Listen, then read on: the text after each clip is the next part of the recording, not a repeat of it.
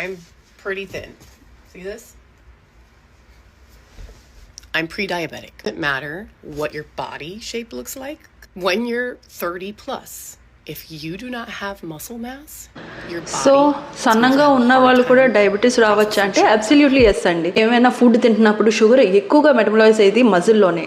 So సన్నంగా ఉన్న వాళ్ళు, మజిల్ మాస్ ఎక్కువ లేని వాళ్ళకి ఈజీగా షుగర్ వచ్చే ఛాన్సెస్. ఎందుకంటే మెయిన్ ఇక్కడ మెకానిజం ఏంటంటే ఇన్సులిన్ రెసిస్టెన్స్. ఇన్సులిన్ను అక్కడ పనిచేయట్లేదు, మజిల్ లేదు, మజిలే మెయిన్ ఆర్గన్ అక్కడ ఇన్సులిన్ తీసుకోవడానికి.